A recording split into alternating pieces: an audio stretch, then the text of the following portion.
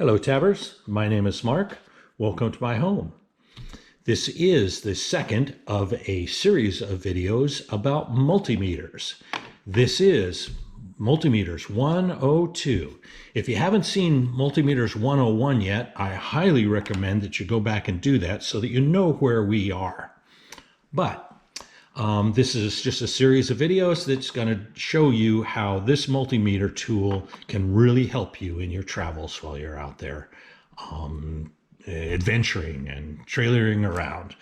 Great tool. So again, last week we showed you how to measure battery voltages with this, basically DC voltage. That's great. You now know if your battery's charged, if it's discharged, if it's discharging, if it's charging up, if it's bad, this tool, good to go. Great place to start.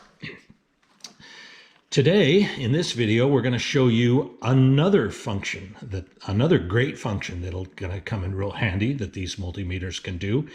Basically, we're going to teach you how this multimeter can measure resistance, also known as conductivity. Big words. Don't worry about it. We'll get there.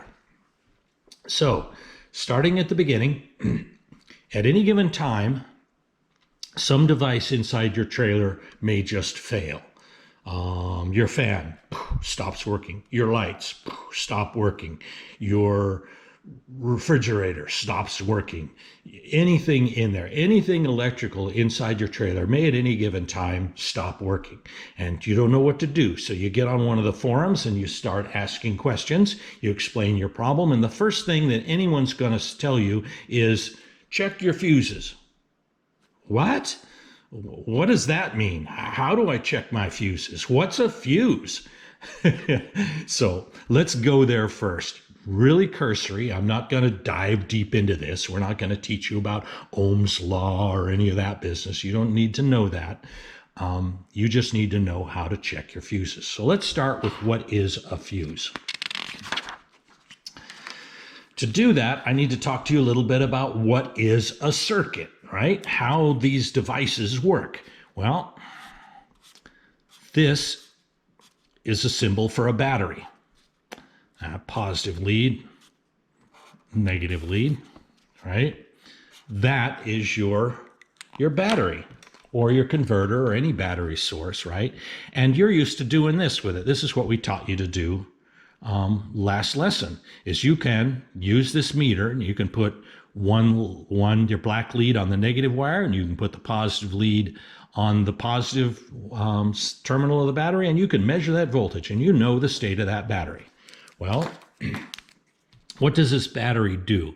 It runs down here through a piece of wire, and the first place it goes is to a device called a fuse. And the next place it goes is to the device. And in this case, let's just talk about, I don't know, your ceiling fan, right? I guess that's a reasonable approximation of a fan, little propeller. And then the bottom wire comes back down and it makes a loop down here. That loop is a circle, a circuit. The electrons can leave the battery and they can flow in a loop around that. Positive voltage is connected to the fuse, this leg of the fuse is connected to the device, this device connected back to the battery, and current flows in that loop and the fan runs. Now, at some point, something happens to this fan. I don't know, maybe the bearings give out, they wear out. Maybe some debris or something gets in there and it stalls the fan. So the fan stops. Well, what's going to happen is this fan is maybe going to pull a little bit of current, right? Every device pulls a different amount of current depending on how much work it has to do. Well, let me show you. These are, you recognize these. Let me pull out one clear so that you can see it. Here we go. These are blade fuses.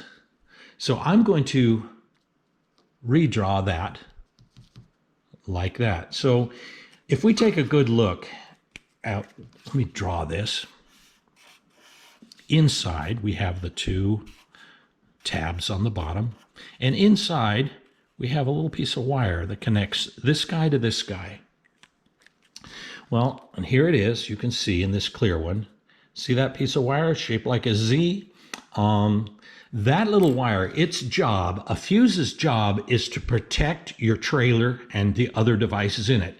If this guy shorts out, he's going to start trying to pull a tremendous amount of power directly from that battery. And that battery is going to try to supply it. What's that going to do? It's going to heat up all your wiring. It's going to cause a fire. That's what it's going to do. But they put this device in line. That little wire that's in there is, I guess something I can point with a little better. That little wire in there is thinner than this wire. It's thinner than this wire. It's thinner than this wire. So that when this guy starts pulling all this current, because he's bad, he starts pulling all this current, that little wire is going to burn out. It's going to look like a light bulb, just going to burn out. And it's going to open. So the fuse is going to be in this condition, where that wire is going to come up and the circuit is broken, right? So when this fuse burns out, goes from this state to this state, electricity can no longer flow because the circuit is broken, right? The path is broken. The electrons can no longer get from the battery to the fan. And what that's going to do is this fuse has sacrificed himself to save the battery, to save this wire, to save this wire, to save this wire, and to save your trailer from fire. That's what this fuse has done. It's protected you. So now you know what a fuse is, and fuses come in different flavors. We talked about this before in other videos. This happens to be a glass fuse, but if you look in there, you can see, again, same kind of ideal. There's a wire connect to this side, a wire connect to this side, in the middle in there. And that burns out just like this guy does, right? So now you know what a fuse is, what a fuse function is for, and that they can burn out. So that's why people, when your fan stops working, the first thing they ask you about is check your fuses. So let's talk about that. One of the features of a multimeter, one of the additional features of a multimeter is its ability, let's see if I can get real close in here, is its ability to measure resistance or conductivity. Resistance and conductivity is basically, these electrons start down this wire, and if it's easy for the electrons to go down there, because the wire's big thing like a pipe, right? The wire's big, that's low resistance. But if the wire is really small, that's high resistance, all right? So this guy can measure that ability.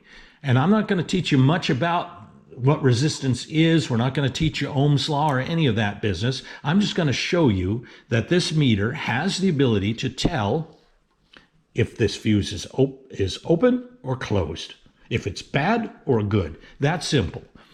Down here, there's a symbol on your meter, and it looks like that. That is an ohm. That's a symbol for ohm. Just like V is a symbol for volts, just like A is a symbol for amps, that's the symbol for ohms. And that's what we want to test. So look close at your meter. Each one of these meters is different, but similar. Yours will be similar to this. Maybe not exactly the same. Maybe your ohm's up here. Maybe it's over here. Maybe they're in a different area. But on mine, do you see that right above my finger? That's the ohm signal. What I want you to do is I want you to turn this meter down to somewhere around, mine says 200K. 100K will work, 200K will work. If yours is 200K, put it on 200K. If yours is 100K, put it on 100K. But somewhere in the range of 100K, not 2000K, not 200, not 2K, right? None of these, about 200K. That's where you want to be, okay? So the first thing is tell your meter, this knob, you remember, this knob tells the meter what you want to do. So we want to measure 200K. Next thing is you're going to leave your meter probes. The red probe is still plugged into the voltage guy, and the black probe is still plugged into minus. And then we're going to turn it on. I'm going to show you something cool here, and I'm hoping you can see that, because I hate it when later I'm going to look and film and I see that you can't see it. But in this condition, this meter can tell you if these two probes are connected together or not. You see what it says there? It just shows a 1. Now your meter may say one thing. It may say 1. It may say open load. It may say all kinds of different things. What it says is not important, other than the fact when I touch these together, you see how that changed? In my case, it went to 0, 0, 0. See how it's one thing now? And it's another thing now. So that's all you care about, because I can't tell you, every single meter has some different sayings. What this meter is trying to tell you is this is open. It's trying to tell you that this is closed, that this is open, that this is closed. And what this says is I don't care, right? Because I can't predict what your meter says. It depends on what the manufacturer just designed theirs to do. The only thing you need to know is that when you do this and this, that it changes. That's all you need to know. So let's take a fuse.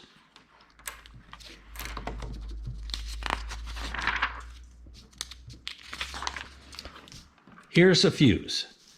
And if we look at that fuse, they're connected together. So what would you expect my meter to do if I put my fuse down and put one probe on one side and one probe on the other if these are connected together? Look at that. It changed, right? Just as I know that these are connected together, if I put it across a fuse that's also connected together, it shows me a change. See that? Open, closed. Open, closed. Just that simple. It doesn't matter what this says. If you put a fuse down and you put your probes on either side of it, when you're set to 200K here and you're set, with the probes in the right place, it will tell you if it changes, that's good. If it does not change, it's bad. Now I've got a fuse here, one of these. This fuse is burned out. So this fuse, I happen to know that this fuse is burned out. I burned it out. I put it across my battery and it went, and it fried. So now you can see that my meter is set up to measure conductivity. It's telling me that it's open and it's closed. See the difference? It changes. That's all I really care about, is I've got a change there. Now I put this across. Look at that. No change. No change at all. There's a change. No change. That fuse is bad. That fuse is burned out. This fuse, change. Open, closed. See how that changed? And again, I can't emphasize this enough. What your specific meter says up there, it's irrelevant. The only thing that's relevant here is that you see a change between the two conditions. So we can go to any fuse And if I put one lead here and one lead here, and that changes when I connect and when I disconnect, I know the fuse is good. And that's true for these kind of fuses. It's also true for the glass fuses. I connect across them. Look at that. It changed. Open, closed. Open, closed. That's it, gentlemen, ladies and gentlemen. Sorry about that. I'm old school. I'm an old man. It's hard to, it's hard. But that's it. That explains. Now what you know is what a fuse is, what a fuse's job is, and now how to tell if the fuse is burned out. Now, if you have a burned out fuse, that means that something else is going on in your trailer and you need to investigate that. Because when you have a bad fuse, and if you put another fuse in there and you haven't fixed the original problem, like that fan is still gummed up or something, also will happen is you'll blow another fuse. That's another reason why I've always told people to carry at least 2 of every fuse that you've got.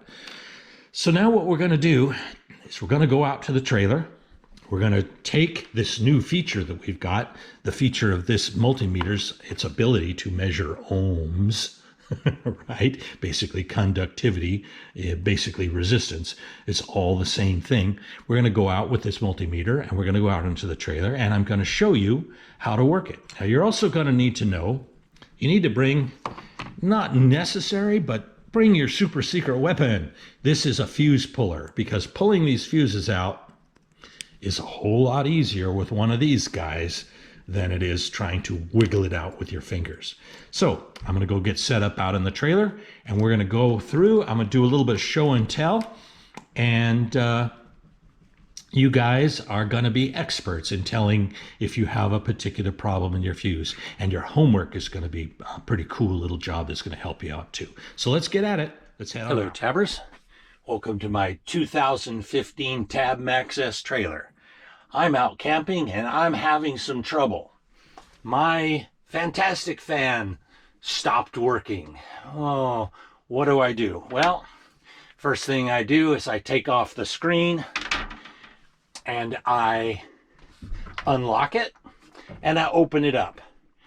I spin it by my hand and I notice it seems to be free. That seems to spin okay.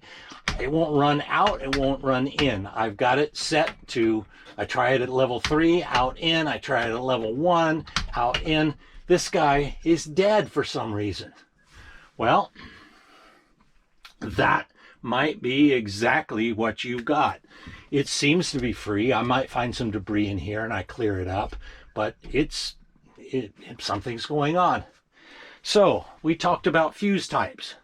There are 2 kinds of fuses here.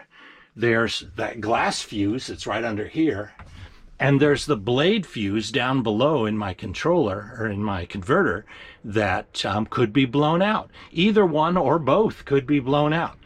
So we're going to go ahead and we're going to pull that glass fuse out of here. I'm going to show you how to do that. It's just quarter turn and it release. Then we're going to set up on my table and we're going to show you how to measure that fuse. And we're going to get down in the converter and we're going to show you how to pull one of those fuses and how to test it too. And we'll find the problem with this. So let's go at it. First thing you need to do is take a hold of this little knob and turn it counterclockwise just a little bit. And look at that. There's that little glass fuse. And it just pulls out of its keeper. And we're going to go ahead and just like we did on the desk inside, we're going to measure this with our meter. So let's get at that. Okay, here we are in the trailer, my table. We have that little fuse that we've taken out of the fan out here on the table. We have the meter set to ohms, 200K.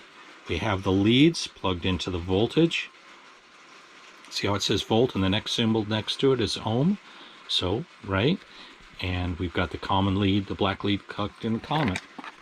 And you remember from the video, or from the table demonstration that we did inside, that I don't care what that says, other than the fact that it changes when I short these together. See that?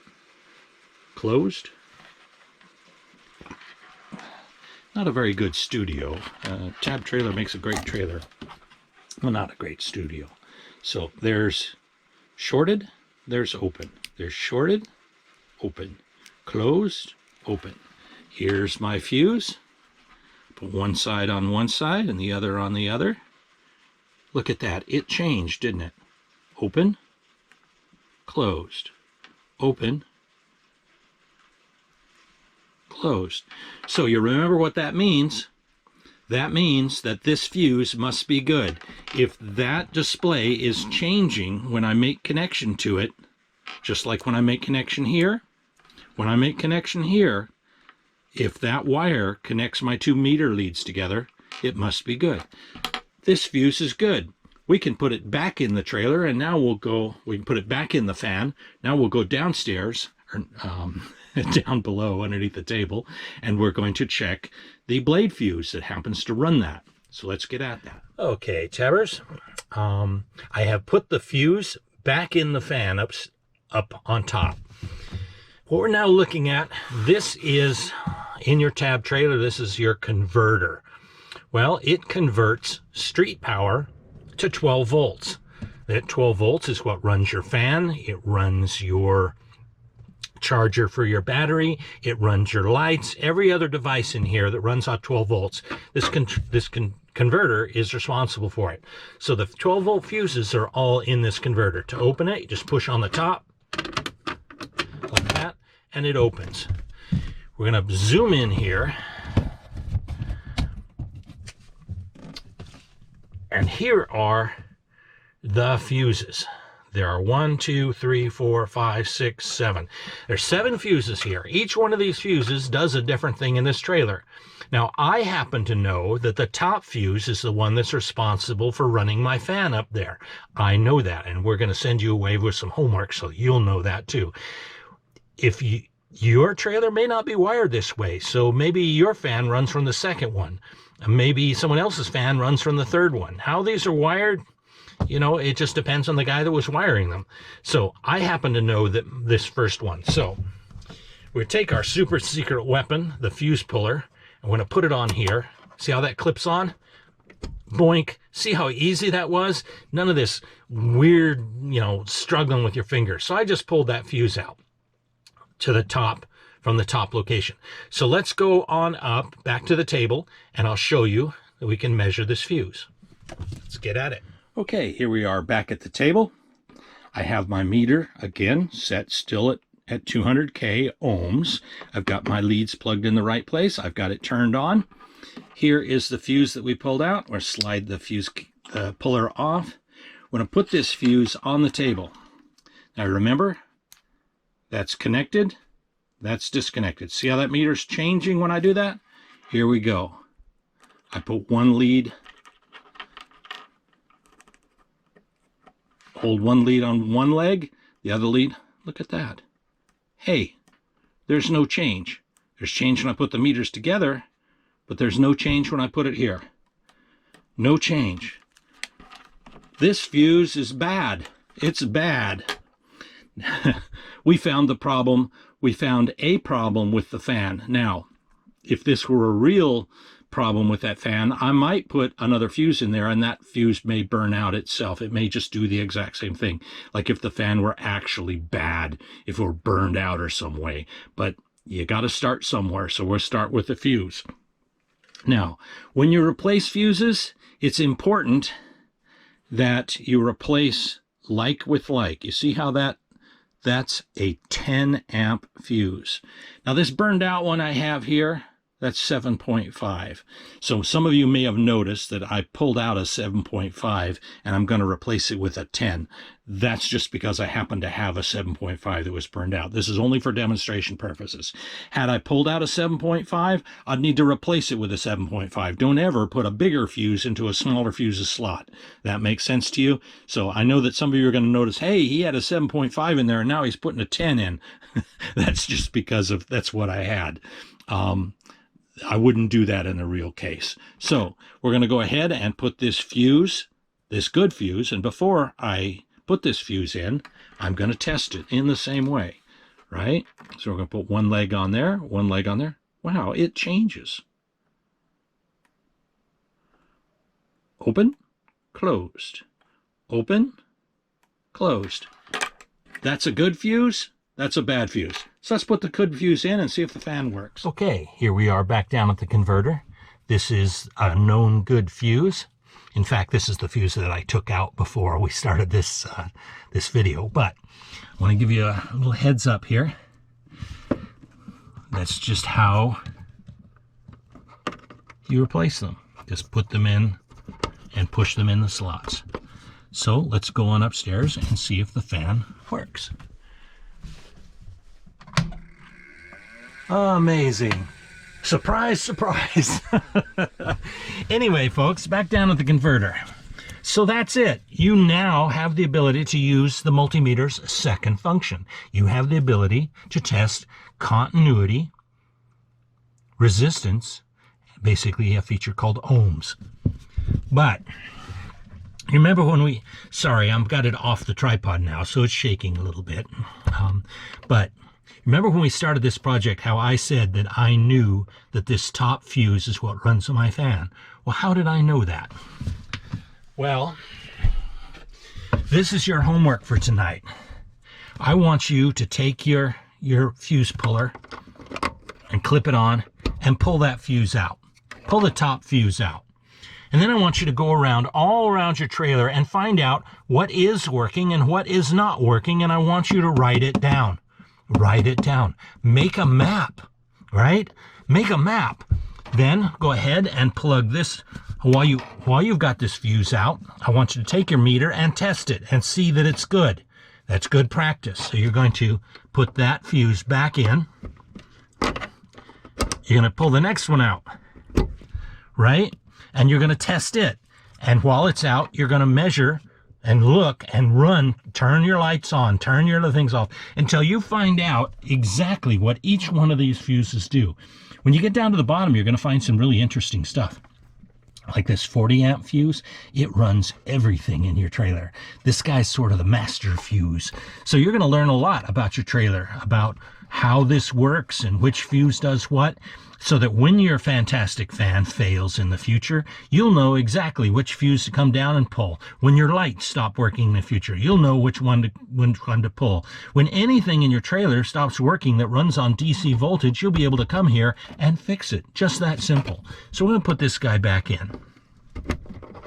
Now, while we're on the subject of fuses, there are fuses everywhere in this trailer. Like I say, up here in the fantastic fan. There's one on your TV. There's one on your radio. There's one for the lights. They're everywhere. There's one for the CO detector. There's fuses everywhere here. And you need to go around and you need to find them. You need to find out what their values are, and you need to get 2 of them in your little pill box. So your homework today, go ahead and pull one of those fuses one at a time, measure it so you get used to knowing if the fuse is good or bad, measure it with your multimeter, and then write on a map basically which fuse does what. Thank you for sticking with me. I hope you've enjoyed this video. Stay tuned for the next one. Lots of great stuff that multimeter can do, and you're going to be miles ahead after you learn how to use that great tool. Anyway, take care. Safe travels.